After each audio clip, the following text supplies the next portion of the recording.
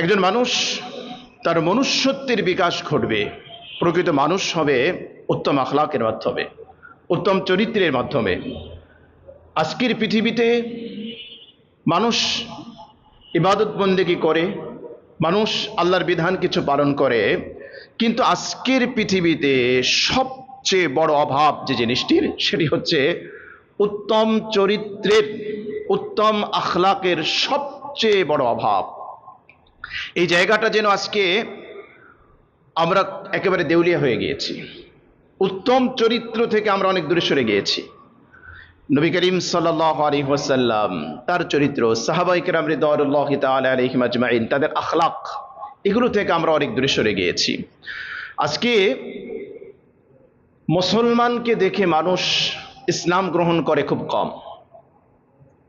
আজকে আমাদের আখলাক, আমাদের ক্যারেক্টার, আমাদের চরিত্র, এগুলো দেখে খুব কম সংখ্যক মানুষ ইসলাম গ্রহণ করে।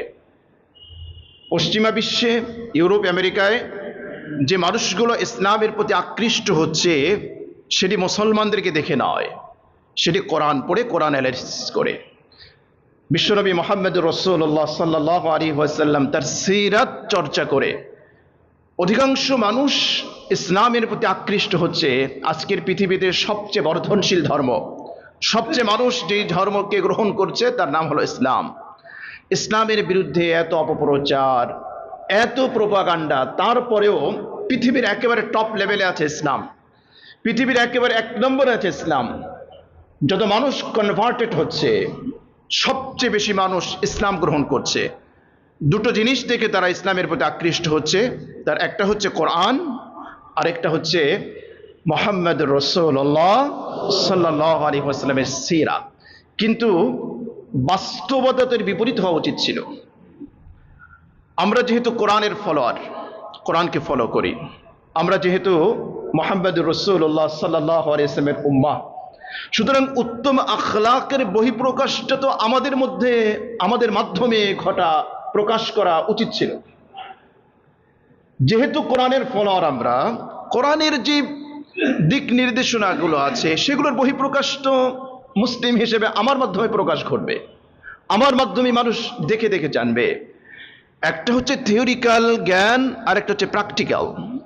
তো থিওরিক্যাল জ্ঞান তো মানুষ কোরআন থেকে নিচ্ছে, কিন্তু প্র্যাকটিক্যালি মানুষ কোরআনকে কিভাবে দেখা উচিত ছিল, মুসলমানদেরকে দেখা উচিত ছিল যে মুসলিম দেখলে মনে হবে যে এরা কোরআনের প্রতিচ্ছবি। একজন মুসলিমের দিকে তাকালে, একজন মুমিনের দিকে তাকালে মনে হওয়া উচিত যে এটা হচ্ছে কোরআনের একটা এক্সাম্পল, কোরআনের একটা প্রতিচ্ছবি। কিন্তু আজকে কি তাই হচ্ছে? কোথায় আমাদের মুআমালাত, লেনদেন, কথাবার্তা, আমাদের আচার আচরণ, আমাদের মুআশারাত, আমাদের মানুষের সাথে আমাদের অ্যাক্টিভিটিসগুলো, এগুলো দেখলে তো মুসলমানের চরিত্র মনে হয় না। এগুলো দেখলে মনে হয় না যে কোনো মুমিনের চরিত্র। এগুলো দেখলে মনে হয় না যে আমরা আখির জামানার পয়গম্বর মুহাম্মদুর রাসূলুল্লাহ সাল্লাল্লাহু আলাইহি ওয়াসাল্লামের উম্মত। আমাদের আখলাক দেখলে মনে হয় না যে আমরা কোরআনের ফলোয়ার।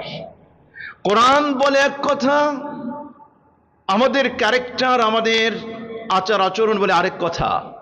এই জন্য বহু নন মুসলিম তাদের ভাষ্য হচ্ছে, আমরা কোরআনের মধ্যে যে ইসলাম দেখেছি, মুহাম্মদুর রাসূলুল্লাহ সাল্লাল্লাহু আলাইহি ওয়াসাল্লাম তার সিরাতের মধ্যে যেই ইসলাম আমরা দেখেছি, অনেক মুসলমানের চরিত্রের সাথে আমরা তার মিল খুঁজে পাই না, অনেক মুমিনের চরিত্রের সাথে আমরা সেটা মিল খুঁজে পাই না।